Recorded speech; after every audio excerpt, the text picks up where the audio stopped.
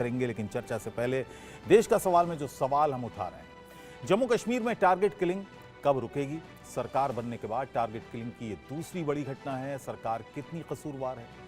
Target killings का क्या 370 की वापसी से भी कोई कनेक्शन है? क्योंकि टीआरएफ नाम का ये संगठन 2019 के बाद से ही ज्यादा एक्टिव हुआ है। क्या आतंकवादी जम्मू कश्मीर में एक दहशत का माहौल फिर बनाना चाहते हैं, अमन चैन खत्म करना चाहते हैं, विकास से बौखला गए हैं, सफल चुनावों से पाकिस्तान में बौखलाहट है? ये तमाम सवाल आज हम इस चर्चा में उठा रहे हैं। हमारे साथ खास मेहमान हैं मुकेश त्यागी जी, हमारे साथ हैं प्रवक्ता हैं भारतीय जनता पार्टी के डॉक्टर अजय उपाध्याय, हमारे साथ हैं प्रवक्ता कांग्रेस के राकेश शर्मा, पूर्व आईजी हैं बीएसएफ के मेजर जनरल रिटायर्ड सुधाकर जी हमारे साथ हैं, रक्षा विशेषज्ञ हैं जाने माने, और मेजर जनरल रिटायर्ड हमारे साथ मौजूद हैं। मुकेश जी, आपसे शुरुआत करते हैं। क्या वजह मानते हैं एकदम से ये जो टारगेट किलिंग बढ़ी है, दूसरी घटना हो जाती है सरकार बनने के बाद, चुनाव के बाद? देखिए, मैं उन तमाम जिनका ये शहादत हुई है, बेचारे गरीब मजदूर, माइग्रेंट वर्कर्स, उनका कोई कारण नहीं है, ना उनका कुछ लेना देना है। वो तो मेहनत मुशक्कत करके ये 6.5 किलोमीटर लंबी टनल बनाने के लिए, जो कि मैं समझता हूँ कि बहुत ही ऐतिहासिक विकास है जम्मू कश्मीर और लद्दाख को जोड़ने में, उनकी उस पे शहादत पे मैं बहुत अफसोस करता हूँ। और दूसरा ये कि वहाँ के जो डॉक्टर साहब थे, उनकी भी वहां पे आतंकवादियों ने मारा। और देखिए, आतंकी का कोई मजहब नहीं होता, और उसको कोई भी सपोर्ट करेगा, मैं समझता हूँ वो बहुत ही गलत काम है, वो देश के खिलाफ काम है। अब ये जो टीआरएफ का जो ओरिजिन हुआ है, मैं आपको बताऊं, ये पहले था जम्मू कश्मीर लिबरेशन फ्रंट। वो कमजोर पड़ा तो फिर ये 3-4 लश्कर ए तोयबा, जैश ए मोहब्बत और तमाम ऐसे ऑर्गेनाइजेशन जो आईएसआई लगातार उनको पैसे से भी मुहैया करा रहा था। और वो ये चाहते थे कि किसी प्रकार से हमारे ये जो है इस प्रकार के कार्यक्रम चलते रहे। और जब सरकार बन गई, जी। तब उनको ये लगा कि भाई यहाँ तो डेमोक्रेसी रिस्टोर हो गई, यहाँ तो प्रजातंत्र, और यहाँ पर ये वापस आ गई। तो ये तो 370 की बात कर रहे थे जब कि इनको कि 370 नहीं हटने देंगे। चलिए ठीक फिलहाल है, सारी बातें नेशनल, सही हैं, लेकिन सवाल ये है कि हो क्यों रही है घटनाएं? देखिए, घटनाएं इसलिए हो रही हैं क्योंकि आग लगी हुई है पाकिस्तान को। पाकिस्तान के पास और तो कोई काम नहीं। उनका उनका जो रोजगार है, मैं आपको बता दूं, आईएसआई का जो रोजगार है वो लड़ाई कराने का रोजगार है। उनको पैसे मिलते हैं। आप देखिएगा, तमाम चाहे कोई भी उनके बड़े बड़े पदाधिकारी हैं, सबके लंदन में, दुबई में बहुत बिलियंस ऑफ डॉलर्स पहुंचते हैं। अगर ये जंग खत्म हो जाएगी, अगर ये एक्टिविटी खत्म हो जाएगी, तो पैसे कहाँ से आएंगे? तो नहीं तो आईएसआई, ये पाकिस्तान आईएसआई तो बिक करता चुका है। रहेगा, पाकिस्तान करता रहेगा और हम देखते रहेंगे। नहीं, देखते नहीं रहेंगे। अब देखिए, मोदी जी ने तमाम उनको वो किए, लेकिन वो ये बेशर्म लोग हैं, और ये इनके इनके पास जो है खून मुंह लगा हुआ है भ्रष्टाचार का। इनको तो ये मुसलसल ये करते रहेंगे इस काम को। और ये इनका इनका धंधा है, पेशा। पाकिस्तान की हालत देखिए क्या हो गई है। चाइना और अमेरिका के उसमें बन गए। उन्होंने अपना बेस दिया है पाकिस्तान का, ताकि वहां पर जो अफगानिस्तान में है, ये तो बेस दे करके, बेच करके, अपने आप को गिरवी रख करके ये अपना कारोबार चला ठीक रहे है, हैं। देखिए, मुल्क पाकिस्तान डॉक्टर के अजय अंदर उपाध्याय के पास एक, भी जाएंगे, लेकिन पहले डॉक्टर सुखविंदर सिंह हमारे साथ हैं, स्पोक्स पर्सन हैं जम्मू कश्मीर नेशनल कॉन्फ्रेंस के। सुखविंदर जी, ये वही पाकिस्तान है और ये वही पाकिस्तान से जुड़ी संस्थाएं हैं, आतंकी संगठन हैं जो इस तरह के कामों को अंजाम दे रहे हैं। कायरतापूर्ण काम है, हत्याएं करना लोगों की, निहत्थे लोगों पर गोली अंधाधुंध चला देना।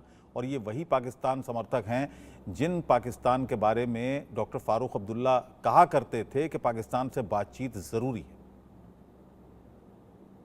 सबसे पहले आपके तमाम पैनलिस्ट को मेरा नमस्कार।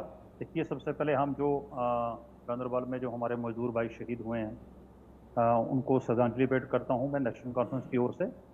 जहां तक आपने बात कही कि ये जो किलिंग हो रही है, देखिए मैं आपको बताता चलूं कि डॉक्टर फारूक अब्दुल्ला ने सीधे लफ्ज़ों में कहा कि ये लोग 1947 से लेकर आज तक जम्मू कश्मीर को जो है वो पाकिस्तान का हिस्सा बनाने की कोशिश की जा रही है। तो उन्होंने सीधे लफ्ज़ों में ये कहा है कि ये कभी भी नहीं ऐसा हो सकता कि कश्मीर जो है वो पाकिस्तान का हिस्सा बने, चाहे जो पाकिस्तान जितनी मर्जी कोशिशें कर ले।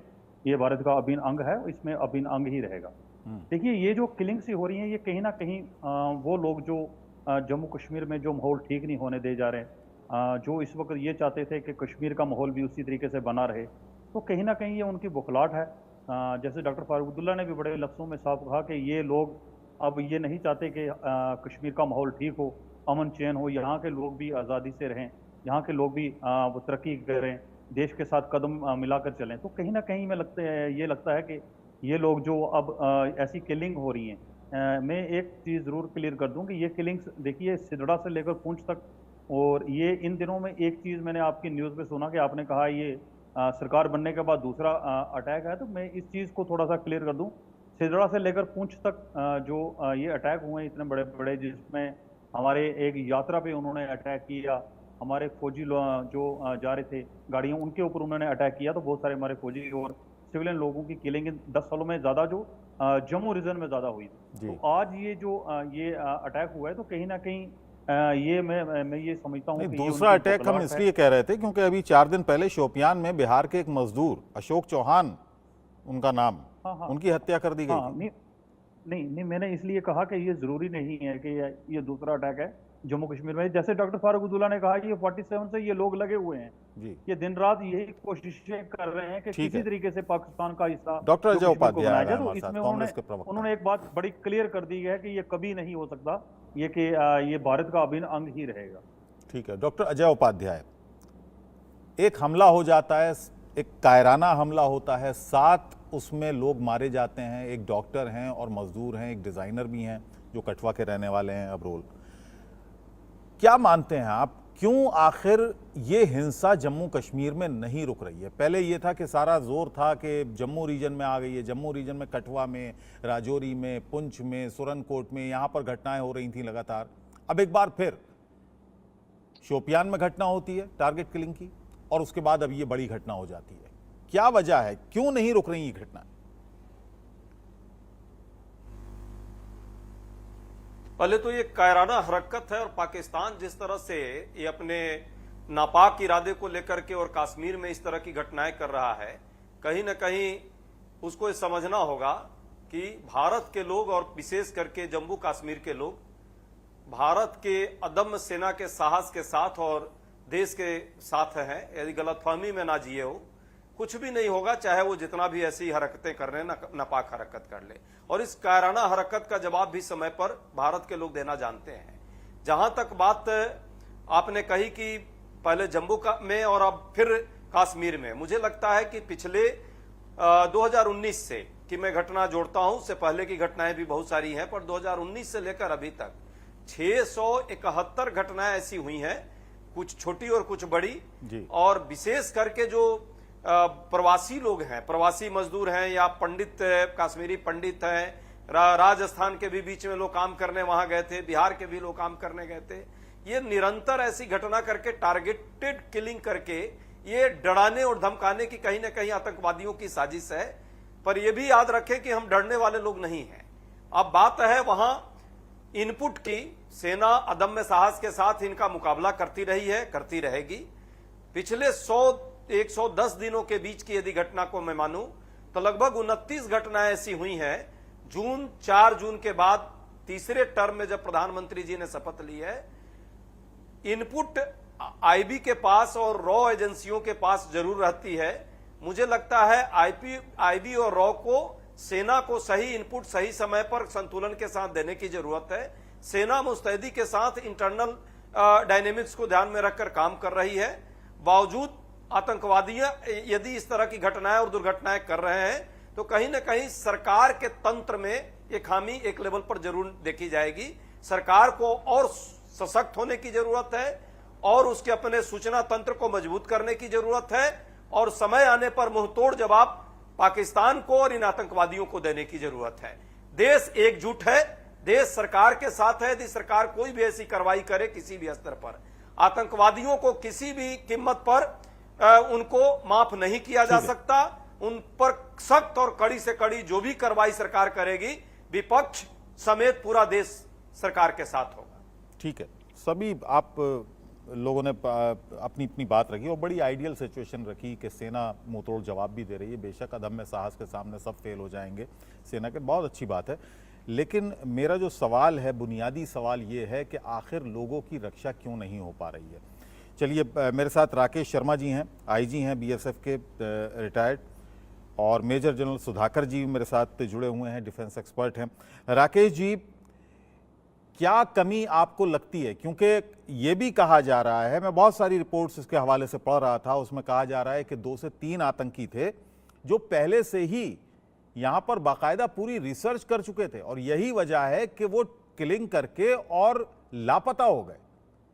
उन्होंने बाकायदा अपने वहां से बच निकलने के सारे रास्ते पहले ही ढूंढ लिए थे और इनपुट कोई नहीं था।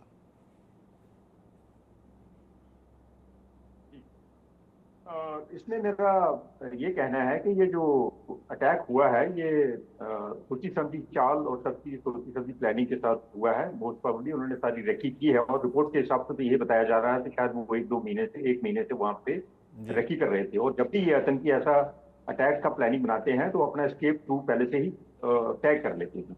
तो उन्होंने टाइम भी देखिए कैसा चुना है कि जब उनका खाने का वक्त था रात का, जब उनको पता था कंसंट्रेशन होगी और काफी मात्रा में लोग वहां बैठे मिल जाएंगे, और वो साफ टारगेट उन्होंने चुना और टाइम भी चुना और वो अपनी आतंकी टाइम जो हमला किया उसका टाइमिंग भी चुना क्योंकि अंधेरे में हुआ और वो एस्केप भी करके बड़ी नेचुरल सी बात है कि उन्होंने एस्केप रूट अपने पहले से ही बनाए होंगे।